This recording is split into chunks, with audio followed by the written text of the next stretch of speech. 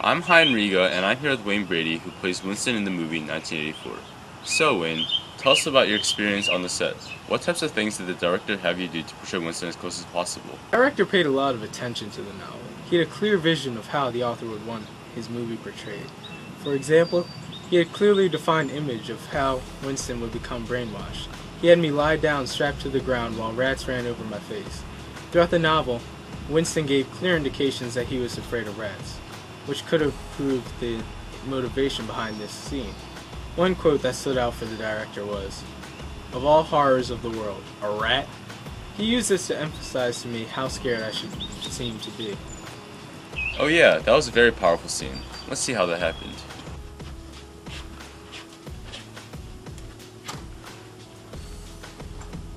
Alright, so the whipping didn't work?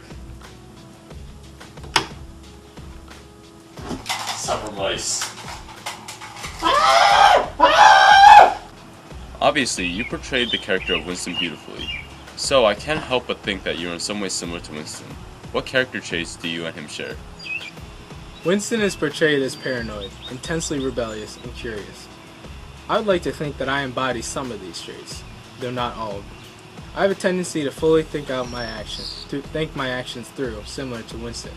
Before acting out some of the scenes in the movie, I would read over the scene as it was portrayed in the book, even after listening to the director, to see if it was possible to act in another way. I guess that also tells you something about my rebelliousness. Earlier in my acting career, I found it hard to hold down an acting job because I always wanted things my way and often disagreed with the director's opinions. I don't feel that I am all that paranoid like Winston. While I imagine the possible consequences of most of my actions, I don't seem to take them into account when making my decisions. This runs contrary to my character of Winston and something I had to work on to portray adequately Winston in the movie.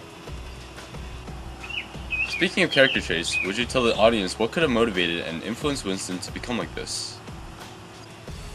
Well, just to provide some background information, the world is in shambles, and only 3 powers remain: Oceania, East Asia, and Eurasia.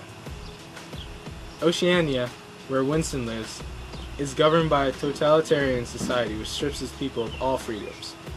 There is no right to privacy, not even in one's head. There is actually something called a thought crime. George Orwell, the author, states this in its consequences on page 27 of the book. Thought crime does not entail death. Thought crime is death. So in my personal opinion, I would say that the society in which he lives forces someone like him to rebel. I thought about how I would react in a situation like this on set, and I came to the conclusion that one simply cannot live without the privacy of their own thoughts.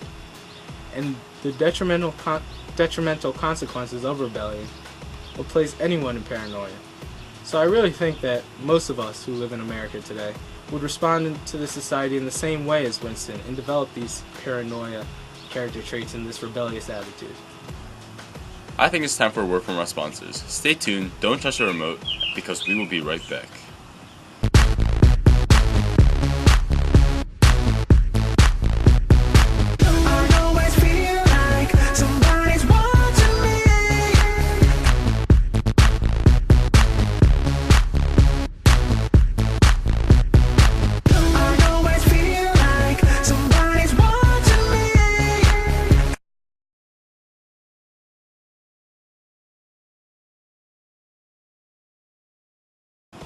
George Orwell created this novel to serve as a warning to future generations, and perhaps a prediction of what is to come if we do not change our ways.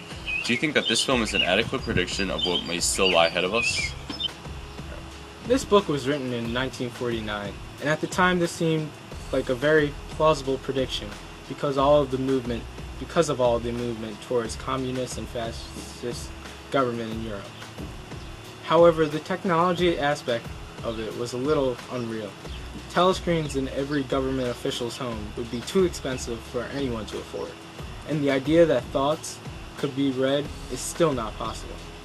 In the future, though, we may very well have the capabilities to monitor one's thoughts to this degree, but this will not occur for a while.